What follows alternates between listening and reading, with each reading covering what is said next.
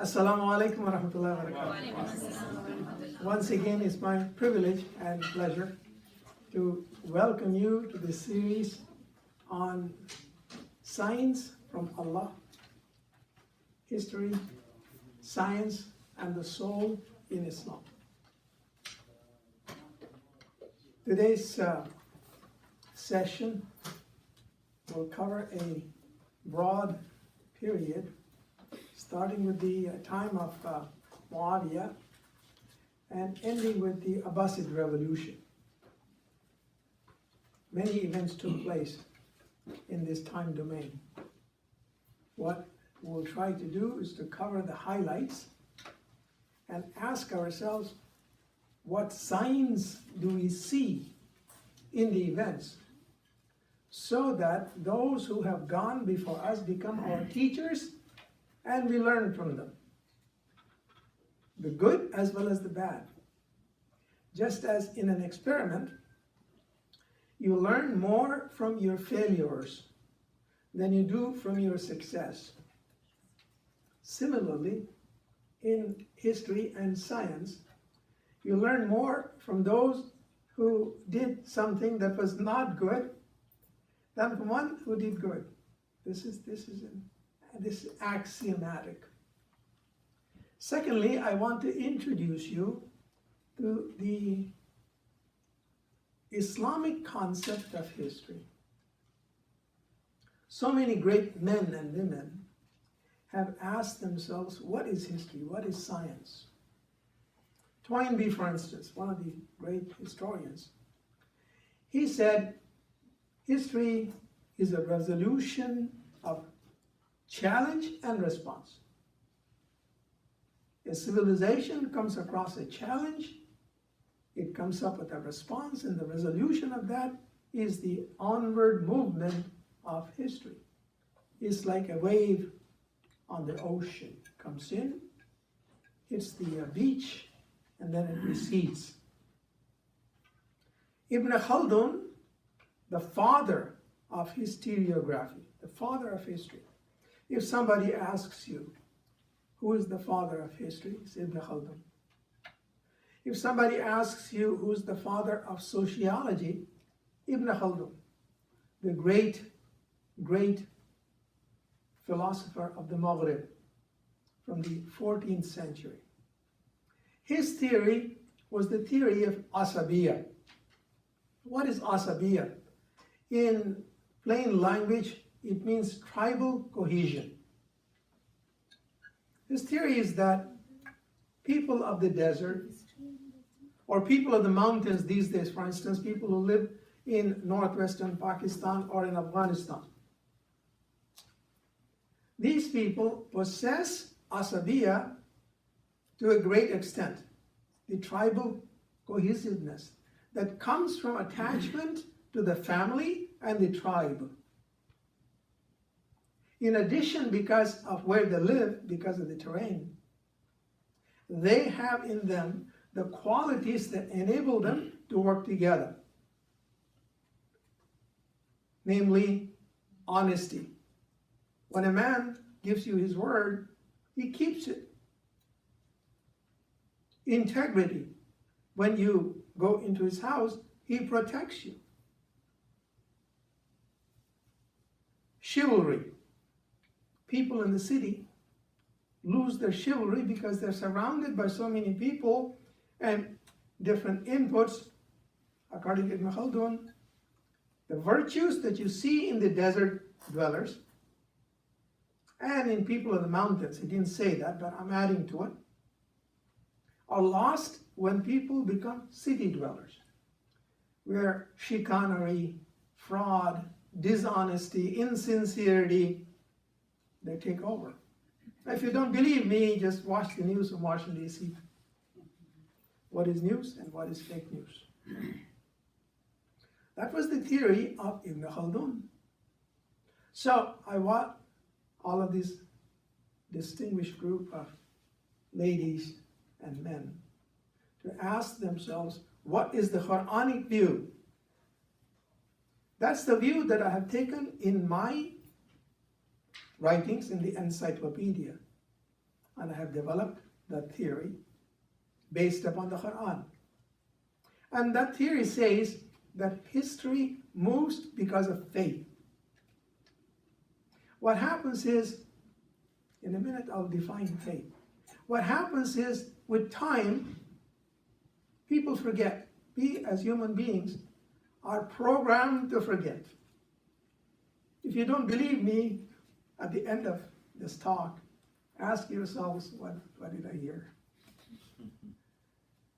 We are programmed to forget. That's one reason. The other reason is the eternal presence of Shaitan. He never gives up. He's even here. He never gives up. He misleads people, and he asks them to forget.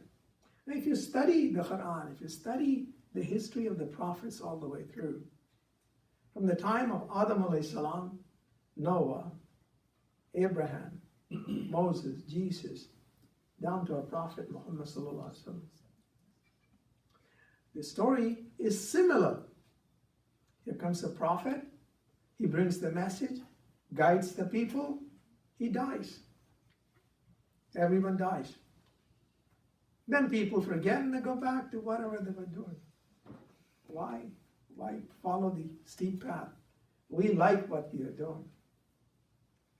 And then things get so bad that the grace of Allah subhanahu wa ta'ala intervenes again, because Allah loves us. He's Rahman and Rahim. He is a loving God.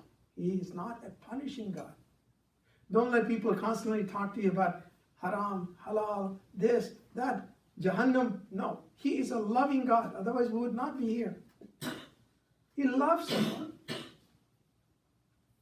Indeed, in Surah Yasin, one of the ayahs, Allah subhanahu wa ta'ala says, Ya hasratil ibad. Allah subhanahu wa ta'ala has the hasrat. Hasrat cannot be translated in English. It's wistfulness. He wants us to succeed. He wants us to come back to Him. But human beings run away from Him. Says, Allah subhanahu wa ta'ala says, what is wrong with my votaries? What's wrong with the human beings that are created? Ya hasratul ibad. So, people forget. And therefore, there's the intervention again and again of the grace of Allah subhanahu wa ta'ala. So you have faith, and mark this word. I want you to remember this word, all of you, if you please. If not, this is an important word. Renewal. Renewal. Renewal. Not renaissance. People use the word renaissance. That has a different connotation. It's something that took place in the 16th century Europe that took people away from their faith onto a secular paradigm. Not Renaissance. Not Reformation. People stand up and say, we want Reformation in Islam. Nobody can reform Islam because Islam came as a perfect deen. What we need is renewal. Look into your hearts. Each one of you, each one of us here. The heart. Transform the heart. When you transform the heart, then it becomes the abode of the name of Allah. Then from that comes knowledge. Faith is not the same as belief. People say, oh, I believe in something. No, faith is not the same as belief. Faith is different. Faith is the presence of Allah. Please, these are very important ideas, and I want you to teach them to your children and grandchildren and outsiders. Faith. When you have faith, you will go for knowledge. Faith does not take you away from knowledge. So I believe, and faith, belief, and science are different. No. Faith takes you towards knowledge. Faith takes you towards observation of nature. Faith takes you towards a study of history. Faith takes you towards a knowledge of your own self, your own heart, your own ego, if you would. Faith. Faith is the propulsive force of history. وَالْعَصْرِ إِنَّ الْإِنسَانَ لَفِي خُسْرٍ إِلَّا الَّذِينَ آمَنُوا. Amanu means certainty of faith. Not just faith, certainty. That kind of human being is a propulsive force. He's a rocket. Takes off. Powered by 4 different rockets. Anyway, that takes us off in a different direction. So our theory is that history moves by faith, and it is a process of renewal. If somebody wants to know what is it that the Muslims today lack, it is that faith, and it is that renewal. If we renew the faith, I would postulate, I would offer the opinion that we, as a Muslim Ummah, will find ways to overcome our difficulties and move forward.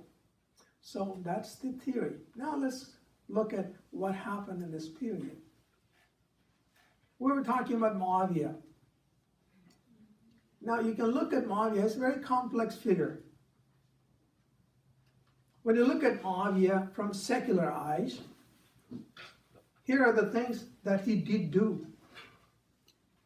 After the civil wars, he consolidated the Islamic domains, number one. He built a navy, something that Umar radiallahu anhu was against. Umar radiallahu anhu knew his people. And he said, we are desert dwellers. We're not going to build a navy. Muawiyah built a navy and used that navy to occupy Cyprus and some of the other islands in the Eastern Mediterranean. And in the year 672, he even attacked Constantinople, today's Istanbul. It was in that conflagration, in that war, that one of the ashabs of the Prophet ﷺ, Hazrat Ayub, was martyred, and he's buried in Istanbul. If you go to Istanbul, one of the major tourist places there that you go to, that you must go to, is the tomb of Ayub Ansari. He was not successful. He was somewhat of a technical buff. He brought the technology for what we call menjanique. It is a machine that was used to propel stones over large distances. It was invented by the Chinese in the 4th century. It's like a cantilever, you see? You put a stone at one end, bring it down, let it go, poof, goes up. Catapult? Like a catapult. But the Muslims made a few improvements. Muawiyah made a few improvements. Good question. Number one, he added a counterweight to one end of the lever so that you get more mechanical advantage. Secondly, he put wheels instead of mounting the gun on struts. You put wheels on either side. What that does is it takes the lateral thrust when you have a projectile. It's not just the longitudinal force you have, or technical language, forgive me. You also have lateral thrust. It takes the lateral thrust. So they were able to throw 200-pound stones a distance of almost 300 yards. That's a lot of stones. So, see, you got to keep that in mind. You want to know why it was that the Muslims were successful. I will cover briefly in Sindh and Spain in this period. You must look at the technical advantage. Why is it that the Europeans managed to enslave most of Asia and Africa? Technological advantage. The Muslims had the technological. That was at the time of Muawiyah. But on the other hand, when you look at the other side of the ledger, he disrupted the flow of Islamic history and became an agent of discontinuity. Up until Hazrat Ali radiallahu anhu, despite all the differences that they have between the Sahaba as to who ought to be the Khalifa, who should have been elected, who should have not been elected, despite all the differences that they had, the process was nonetheless based upon consultation. However defective, however we may wish to compare that with a meeting in a town hall today, it was still consultative. Muawiyah put an end to it. He appointed his son Yazid. And not only did he appoint him, he imposed him on people by force. And for that reason, most historians, although most historians don't go near these issues, you see, because they're so unpleasant. And because it entails looking at some of the companions with an eye as human beings. Our scholars don't go there. But I will submit to you, we must go there if we want to overcome our hang-ups, the Shia-Sunni hang-up that we have. We must go there. It is like, for instance, an individual who has had very bad experience in childhood. It gets subsumed in your subconscious. You don't want to go there. But if you want to heal, if you want to cure the disease, you must go there. I'll go there. Record it. It's okay if somebody wants to take a stone and throw it at me. It's fine. I'm too old anyway. There's not much they can do to me. So, he imposed Yazid on Islamic history. What was the impact of that? What happens is, you see, when you elect someone through a process of shura, you have accountability. When you have a king, a nobleman, or whoever is in charge, he must be accountable. Even the president of an Islamic society, he must be accountable. If he is not accountable, my goodness, you have nothing but trouble. So the problem with kings is this: you can have a good king or you can have a bad king. And I'll give you an example of both. If you have a good king, alhamdulillah, he was trained, does a good job, and there have been good kings all through history. But most of the time, the power gets to him. Power corrupts. Power is the first instrument of shaitan. He loves power. When you give power to a human, it's amazing. There is no end to what human beings do. Look what Pharaoh did. Look what Namrud did. They not only abuse their powers, they claim to be God. Ask yourself. History. Power corrupts. That's the problem. So what happens in Islamic history now is that we have had some good kings, bad kings, again and again, but the process of consultation that is given to us by the guidance from Allah subhanahu wa ta'ala was forgotten. Gone. Democracy we talked about. My sheikh used to say, democracy, hypocrisy. If we really had true democracy, things would be very different. That was Muawiyah. Now, what does Yazid do? He comes into power. The first thing he wants to do is to force everybody to take bay'ah. I'm sure you all know what bay'ah is, right? Anyone here who does not know what bay'ah is? You all know what bay'ah is. He wants to force everybody to take bay'ah. Now, most ordinary people, the Amma, they don't have a choice to look at a gun or a sword or whatever it is. Okay, whatever you said, that's true. People throughout the ages. But the people of Medina were not ordinary people. They said no. And you can read up the names of, these were the Tabaeen, most of them, meaning they were children of the Sahaba. The son of Abu Bakr. I have the names written in the encyclopedia. The son of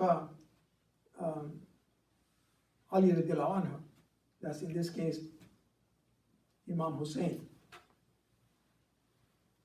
Now, some of these tabi'een, they said no, and when Yazid sent his forces, they migrated to Makkah and took refuge in the Kaaba because supposedly they would be safe there from the forces of Yazid.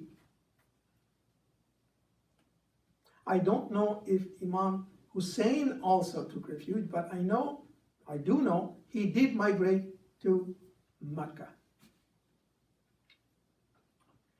Kufa, which is in Iraq, southern Iraq,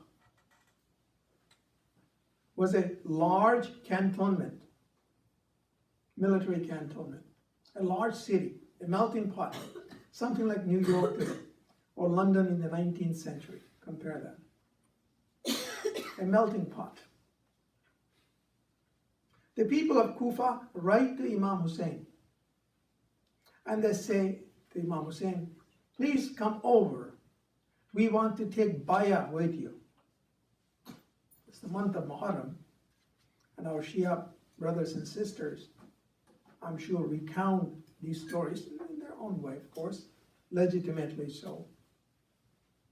So Imam Hussein, out of to avoid risk, if you may, sends his cousin ahead of him to fact find. His name was Muslim, if I remember correctly. He goes to Kufa, and the people of Kufa are very enthusiastic about Imam Hussein, and they take bayah through the cousin of Imam Hussein. And this cousin sends word to Imam Hussein, please come over, people here are very enthusiastic about you. But then the forces of Yazid come over, and you know what happens to ordinary people? When the forces come over, they bend down, whatever you say. So they change their mind. Not only do they change their mind, they abandon Muslim, and he is captured by the forces that have been sent by Yazid, and he's killed. But before he dies, he sends word to Imam Hussein, things have changed here, don't come. But the forces of Yazid intercept the communication. Very modern things, and things haven't changed. You know, military, some of you probably have served in armies, armed forces.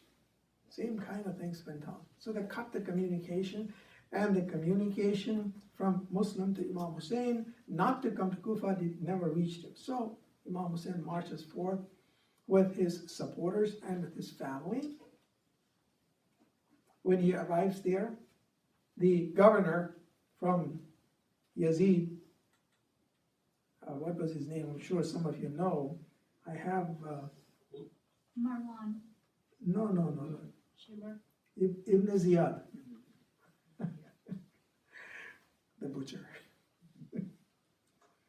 He interrupts, stops the entourage on the river Euphrates, sends his deputy to force Imam Hussein to take bayah with Yazid. Negotiations take place. Imam Hussein says, no, I'm not going to bend before the forces of injustice. So Ibn Ziyad sends this butcher, Shimr, his name is, and on the 10th of Muharram, in the year 680, 10th of Muharram, in the year 680, a battle takes place because Imam Hussein refuses to bow before injustice. Now I'll come to that. The lessons to be learned, the lessons, the science, that is what is important. Because we know the facts, all of you know the facts. And he, along with 72 of his family, close family, are killed. Not only are they killed, they cut off the head of Imam Hussein, first took it to Kufa where it was abused, then from there it went to Damascus, Damesh, and from Damesh it was sent to Cairo where it's buried. I had the good fortune when I visited Al-Qahira to visit that place where the head of Hazrat Imam Hussein is buried. That's what happened. What are the lessons? See, one of the names of Allah subhanahu wa ta'ala is Al-Haq. Al-Haq means many different things. A big person, ocean. One of the meanings of Al-Haq is justice. A man of faith always stands for justice.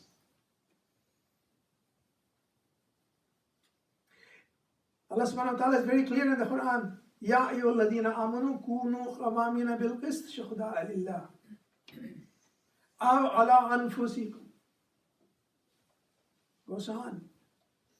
O you who have certainty of faith, stand firmly for justice, even if it be against yourselves or your near ones, parents, whoever it is.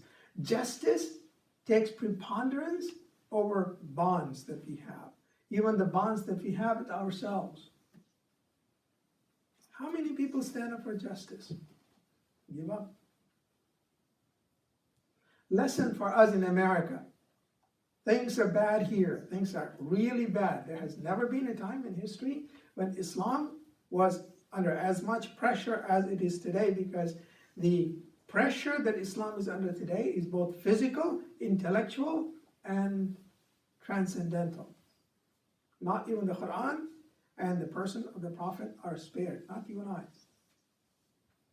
If you want to survive in America, stand up for justice. Learn from the history of the Afro-Americans, learn from the history of the Chinese, learn from the history of the Japanese Americans.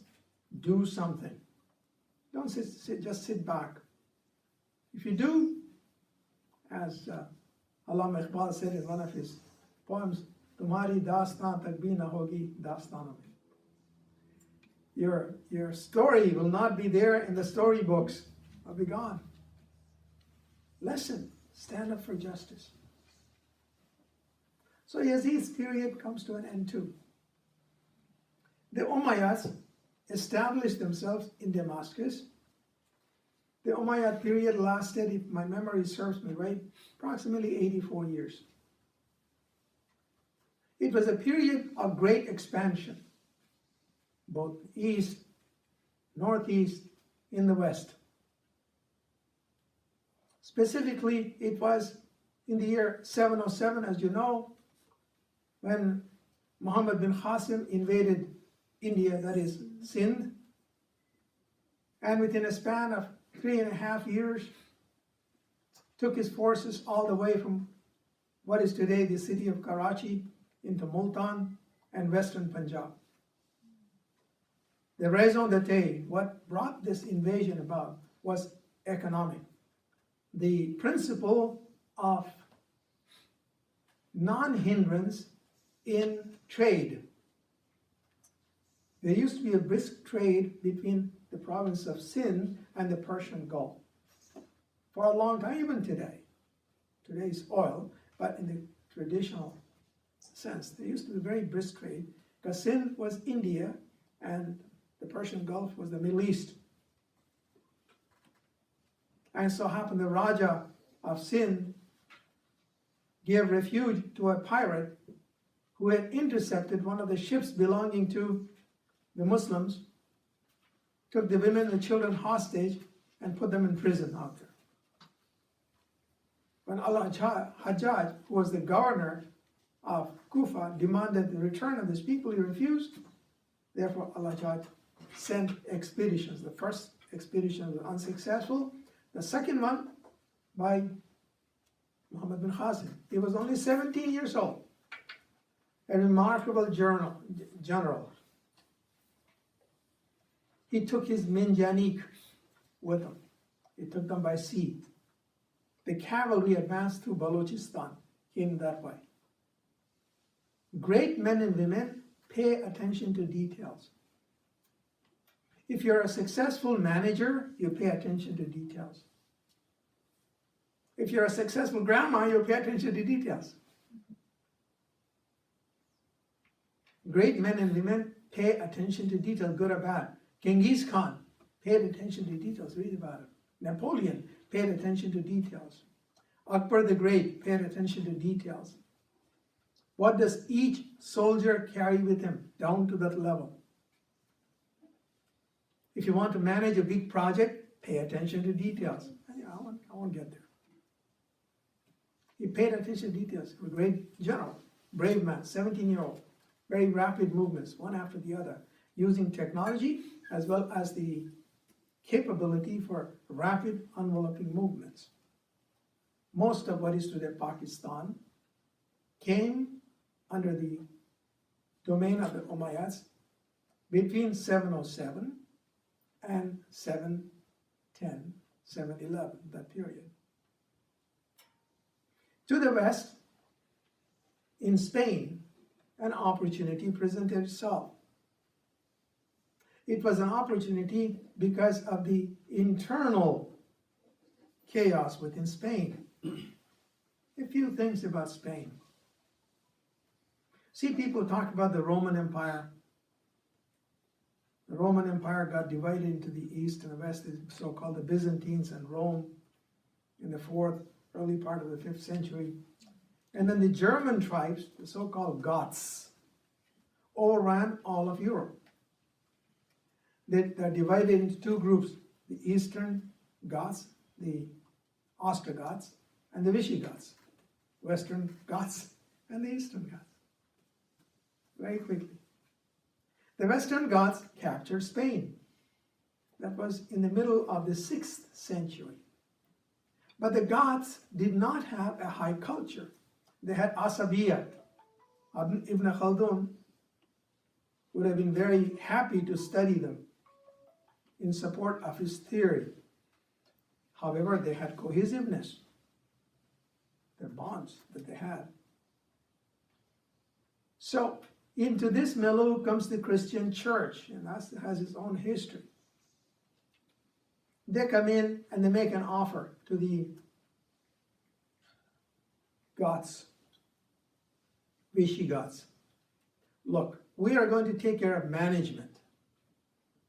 In return, what we ask for is permission to propagate our faith. And the Goths says, wonderful, good. They accept it.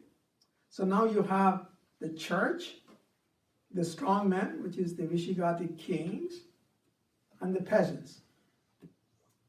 What happened in actuality was that the church, when it came in, started to extract its own taxes on top of the taxes levied by the government or the strongman or the king or whoever it was. Double taxation. In addition, persecution of the Jews. This is in the 6th and the 7th century. Corruption. Corruption is the work of shaitan. Corruption is an enemy of faith. Why are the Muslims in so many Muslim countries? Oh, the Muslim countries, nothing. Look at the corruption in there. My goodness. You talk about the weather in Cairo, you look at it from an airplane, it's all so full of smog.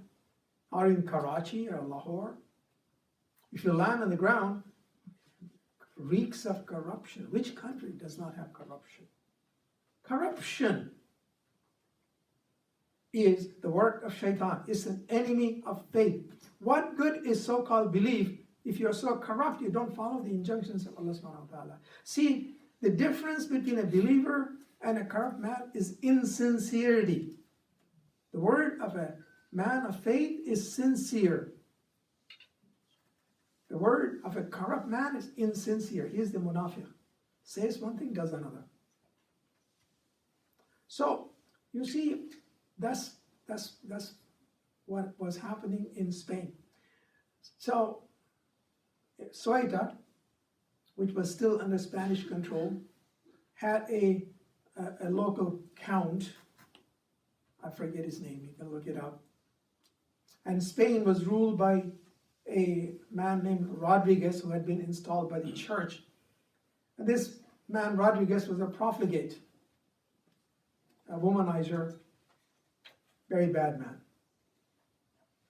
The Count of Ceuta sent his daughter to the court of Spain to learn good manners, as was the custom those days. The high society women were sent to the court so to learn good manners. And in the court, this profligate man abuses this girl. So the Count of Ceuta is very upset, and to take revenge, he goes to the local governor, Musa, who was resident in Kairouan, North Africa, and he invites him to invade Spain and take revenge upon Rodriguez. A similar story you'll see with respect to the invasion of India in the 12th century, something similar happened. So Musa orders Tariq with 10,000 Berber troops and 300 Arab troops. Very often people say Arab conquest. Now look, if you want to be honest, if you have an army, 10,000 of one kind and 300 of the other, what kind of army is it? Berber.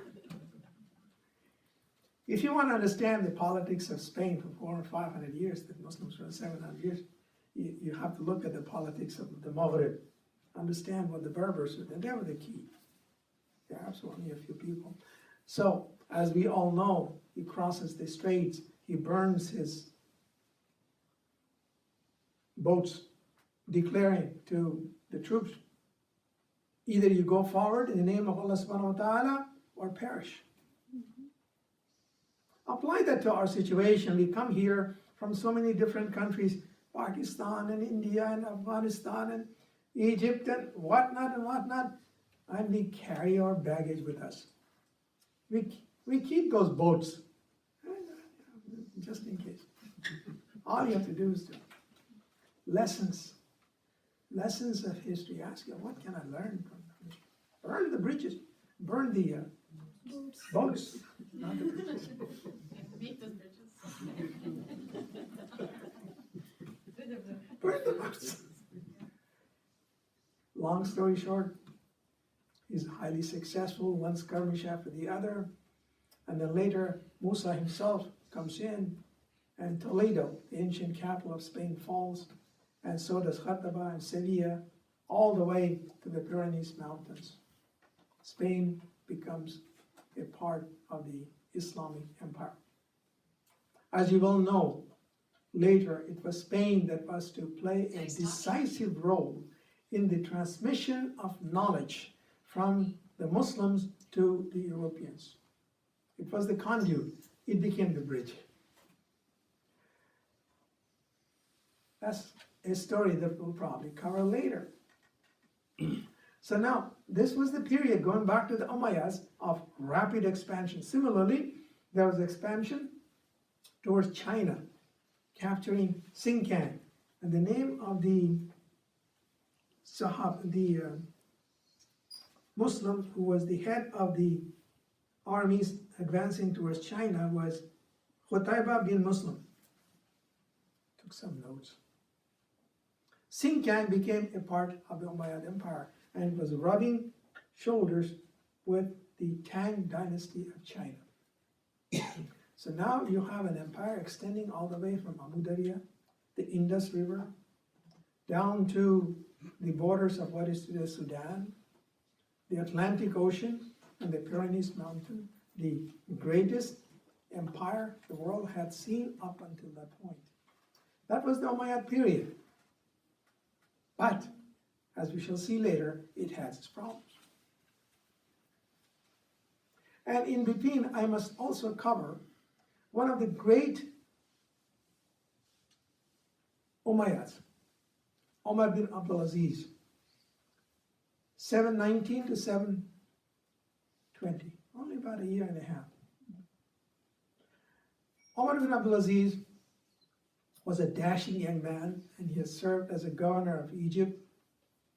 So the Khalifa before him, Sulaiman, who had done some bad things too along the road, was advised on his deathbed. Says, if you would nominate someone other than your son to be the next Khalifa, Allah will forgive you, because then you will be following the example of the Sahaba, the first four Sahaba, namely not your son, but outside. So a very distant relative, Umar bin Abdul Aziz, is called to become the Khalifa. So now Umar bin Abdul Aziz comes, he's a young man, he's only about 20, 21 years old. We have the dates written out somewhere. He's a young man. He gives up his old manners, all the womanizing and the drinking, etc. He gives up his maids, he gives up all his wealth, and he commands his family to give it up.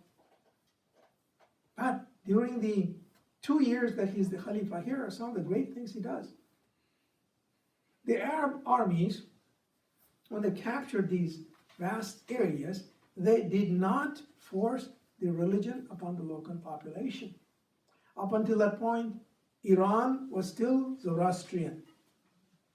Egypt was still Coptic and Christian. And the Arabs imposed double taxation upon them. Ibn Kathir, he writes that the Arabs treated the conquered people with less than respect. This doesn't apply to everybody, but conquest brings about this kind of attitude. And the double taxation, the disrespect. Why would anybody come to Islam? Dawah, dawah, dawah, dawah. Dawah is what is in your heart. When you shine, when you have the sun shining forth from your heart, people will automatically come to you. It's not walking around with a big beard or whatever, a jubba or whatever. No, that's not dawah. Umar bin Abdul Aziz, he treated everyone equally in terms of taxation. That's number one. He reached out to the Shias. He treated them with respect. He even reached out to the Kharijites. You know, the Kharijites, who were the murderers of Hazrat Ali. Held dialogue with them. People, what lessons can we draw? Some people, you know, not everybody. This is a very educated group, very outgoing group, leaders of the community. We have outreach to the Christians and the Jewish people. But there are some people who say, oh, why should we reach out to the Hindus? Why should we reach out to the Jews? Why? Here, Abdul Aziz, being the Khalifa, he reaches out to the assassin, the people who were murdered, Hazrat Ali radiallahu anhu. Even telling them, if you convince me of your position, I will become a part of you. So the head man of the Kharijites sends a delegation or two. The historian Ibn Kathir says one of them accepted the position of Umar bin Abdul Aziz. The other one was not convinced, and he was sent back with honor. Agree to disagree. That's the way they work. Number three, he sent invitations to the king of China and the king of Tibet. Don't see Tibet, people look at Tibet today, poor people, etc. One time Tibet was a huge empire.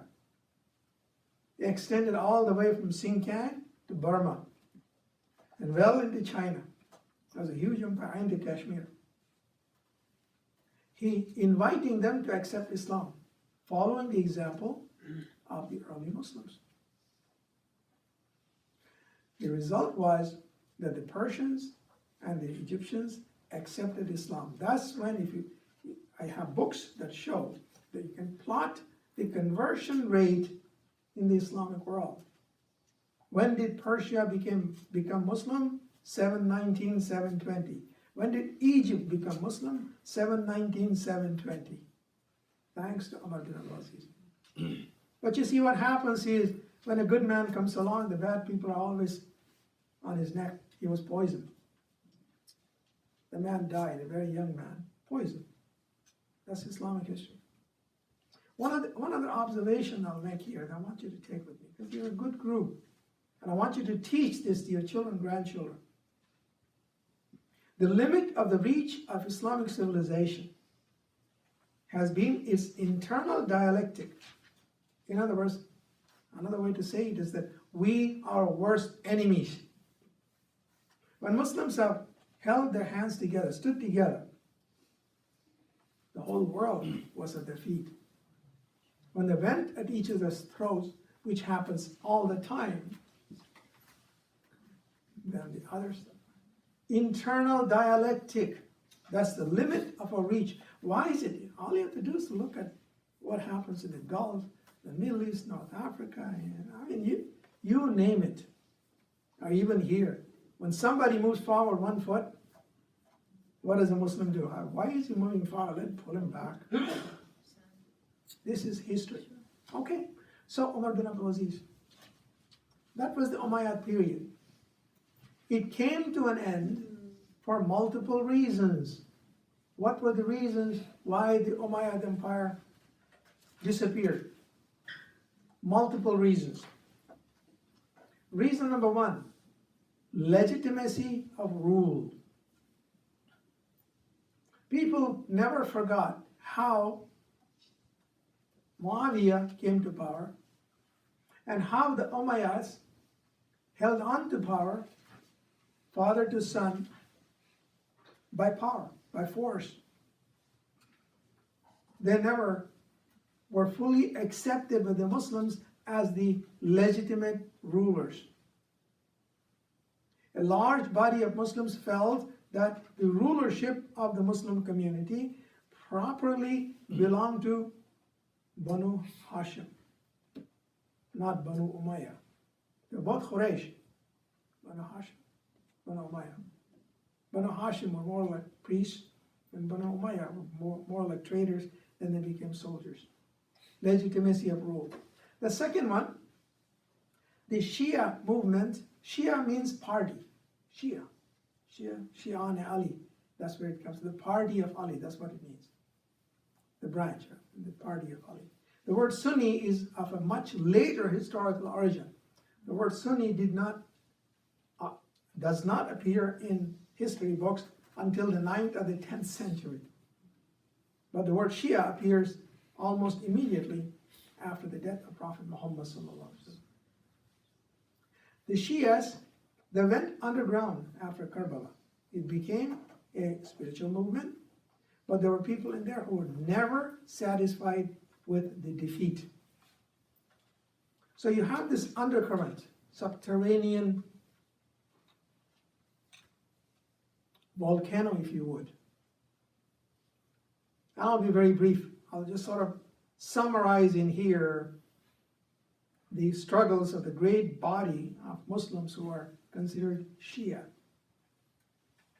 After Imam Jafar as-Sadiq, who was the 6th Imam in the lineage of the Imams, his eldest son died before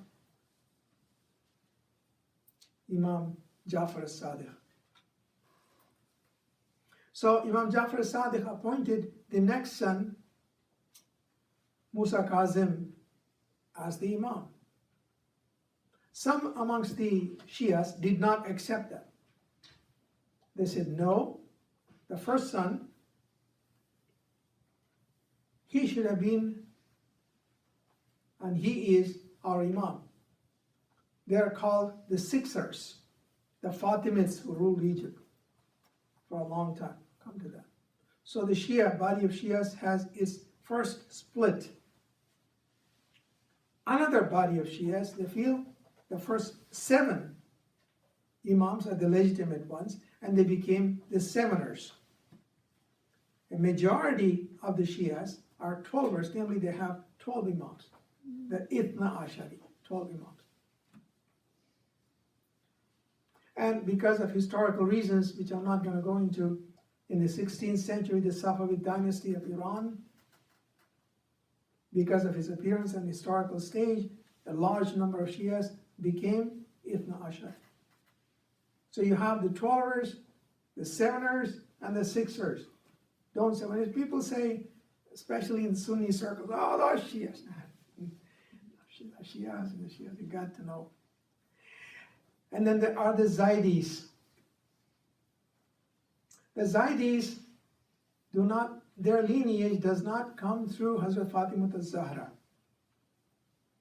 The lineage comes from Hazrat Ali radiallahu anhu through another of the ladies that Hazrat Ali radiallahu anhu married after the death of Hazrat Fatima al-Zahra. The Zaydis believe in the Khilafat of Hazrat Abu Bakr and Omar and Ali, but they do not believe in the Khilafat of Uthman. And they also believe in, if my memory serves me right in here, only some of the Imams, but not all of the Imams. So you have the Zaydis, and the Zaydis are in eastern portion of Arabia, namely in Oman, used to be Yemen before its current destruction that is going on there, Zaydis. So you have, we on this side of the fence must be careful. We must educate ourselves. We must know our brothers. We must reach out. Indeed, I will state, for the sake of record in here, after 1,500 years of fighting, is it not time, I say, is it not time for the Sunnis and the Shias to get together, apologize to each other for whatever might have happened or might not have happened, forgive each other, and move on with the book of Allah in their hand and the Sunnah following this? Is it not time for us? Which even a snake forgets after a year. An elephant forgets, I'm told, about 2 years. I don't know. This is all hearsay, by the way. It's not science. 1,500 years? The longest feud in human history. Isn't it time for us to forgive each other? In any case, so when we speak of Shias, that movement went underground. And you see periodic uprisings during this period, Umayyad period, which is put down very ruthlessly. One other thing I must point out in here for this distinguished group. One of the things that happened at the time of Muawiyah was that after the khutbah, the imams, some imams, started to curse Ali radiallahu anhu. This went on for almost 40 years until the time of Umar bin Abdul Aziz. And it was he, Umar bin Abdul Aziz, who stopped that practice and instead inserted Inna Allah ya'muru bil adli wal ihsan wa ita'i zil qurba wa yanha 'anil fahsha'i wal munkari wal baghi. He was the one who inserted it at that time. And all of us, those of us who are khatibs once in a while, that's where it comes historically. So now, that's the second reason. The third reason the Umayyad rule did not last had to do with the style of living. They became opulent. So I built a palace in Damascus. Damascus became a city, a beautiful city. It still is. I never had the privilege of visiting. I should have. But they became very lax. They, may I continue and finish it? Is this ours on? No, it's Okay. Build palaces, and if you follow the theory of Ibn Khaldun, you build palaces, you forget what it is like to live like Hazrat Umar. Remember when he went to Jerusalem, he took one camel, and his servant was riding the camel, and he was walking. A man with patches on his clothes, one of the greatest of conquerors. Compare them with the way the later Khalifas lived. That was gone, the pristine purity of living taught by our Prophet. See, Islam is spiritual. Grasp onto it. People latch onto, oh, I haven't done this. My nail polish is, oh my goodness. My mustache, I am, my hat, my bald head. This is what has happened to us. Islam came to uplift, to lift up human beings towards the very throne of Allah subhanahu wa ta'ala. The presence of Allah subhanahu wa ta'ala. That is his mandate. And all the injunctions of the Quran are directed towards that. Instead, people lost their way and they pay attention to, oh my God, whatever. They lost that. That's the third reason.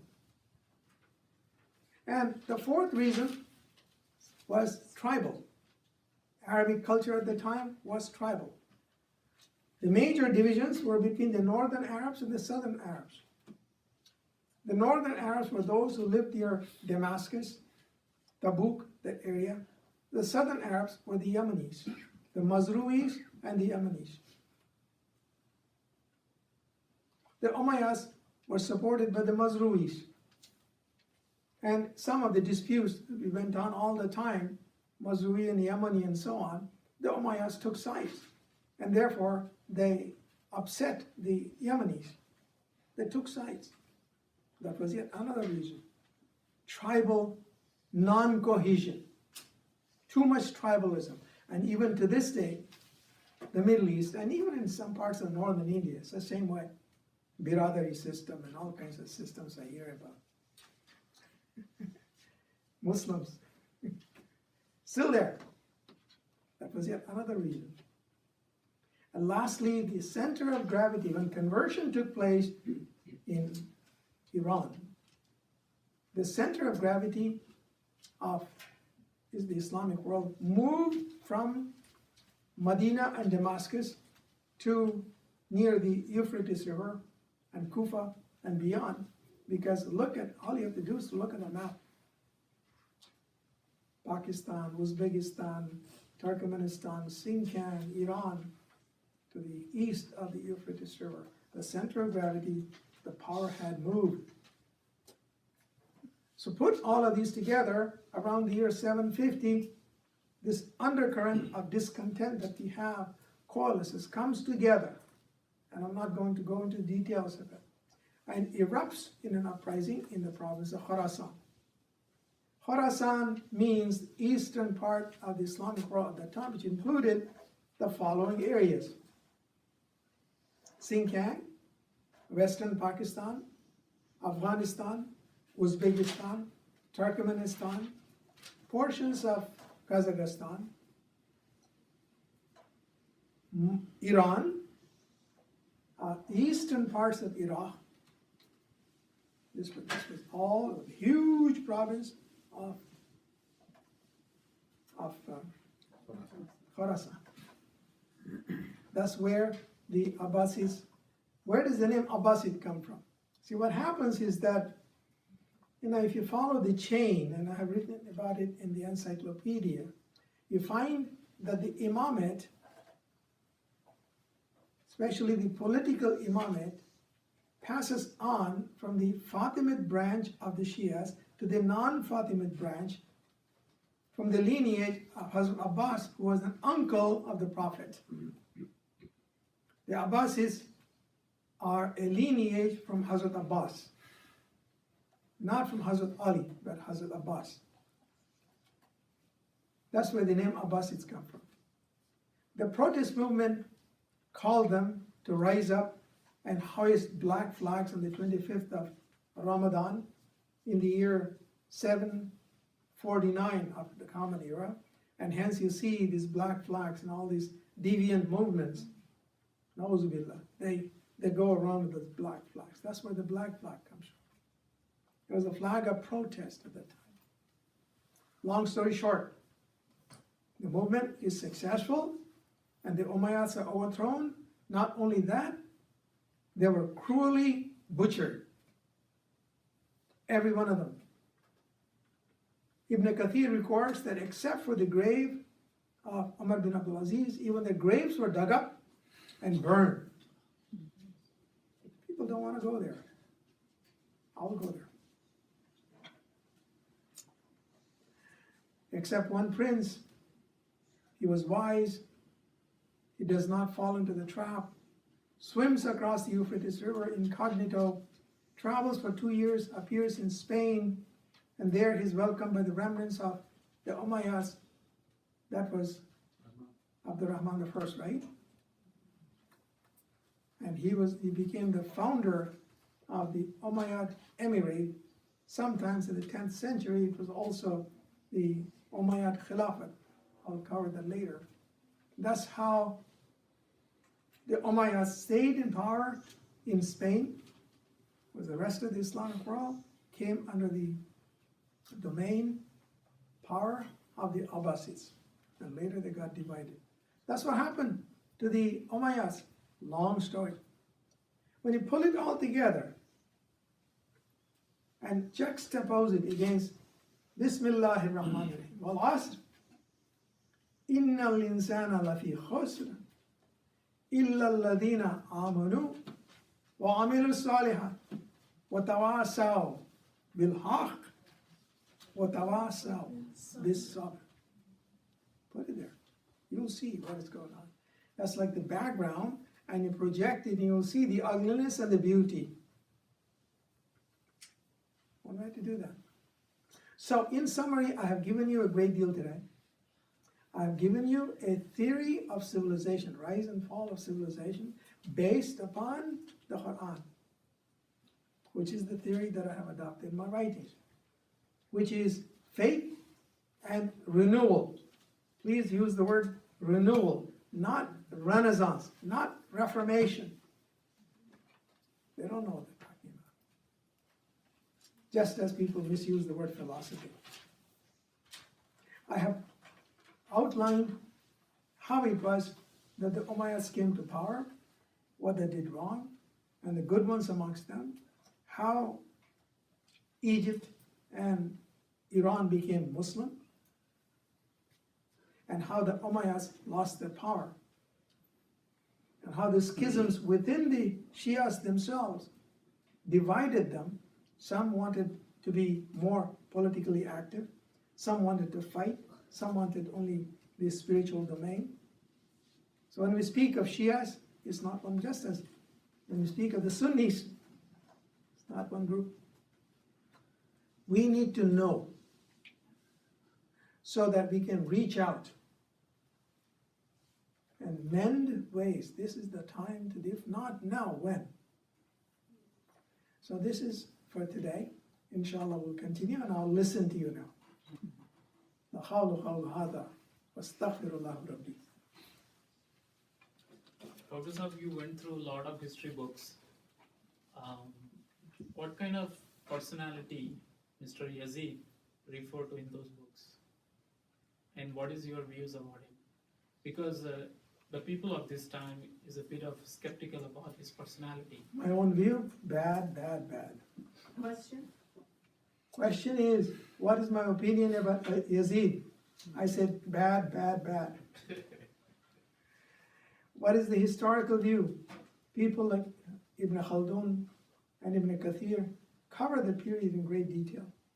They do record that when he heard about the assassination and the killing of Imam Hussein, he wept. But they also point out it's like shedding crocodile tears. The man was bad. If he was that sincere, why did he send Ibn Ziyad to intercept Imam Hussein and force him to take bay'ah? Why did he send a contingent of troops to Medina to force the people of Medina to take bay'ah? If it was so good. Bad, bad, bad.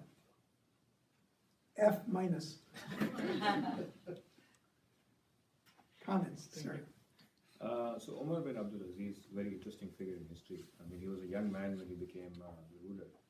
There must have been people around him who advised him, on some of the actions that he took. I mean, it seems wise beyond his years. Yes, he was a scholar by himself. He was trained by a well-known scholar of the age. I have written his name down. I don't remember. My memory is not as good as it used to be. I have written it down.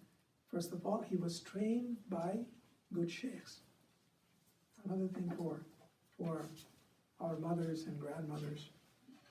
If you want your children and grandchildren to inculcate Islam, find a good sheikh. There are not good sheikhs available around. They disappear. You find peers. Good sheikhs existed those days. People of God, people who were not after money, but wanted to serve. So he was trained. And yes, he surrounded himself with scholars. And their names are recorded in the, especially Ibn Kathir, he's very good in details. We can look them up. Yes. But the important thing is that he himself, see, one can be surrounded by scholars. But if one is an evil person, it doesn't mean anything. He was transformed.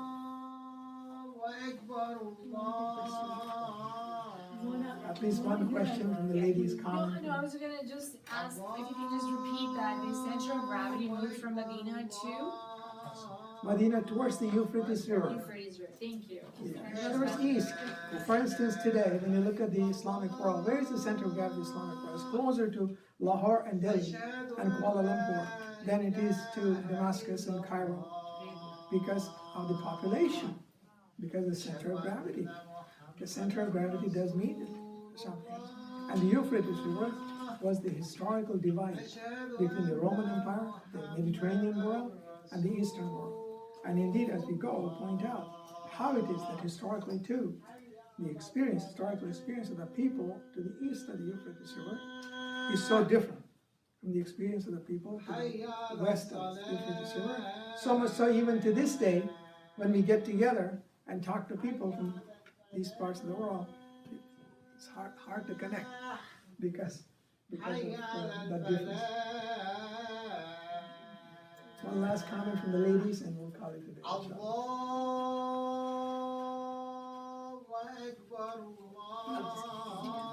You saying somebody else? Hafiz Ji, quick comment. Forget it. Forget it. Young people, did you understand what I'm saying? I'll ask you next time.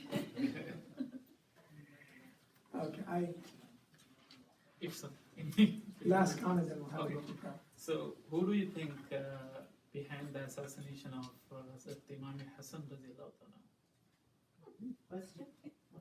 Who was What do you behind think? the assassin? Yeah. I hear that he was poisoned by one of his own wives. That's what I heard too. Allah. Inshallah, we'll meet next time, immediately after Maghrib.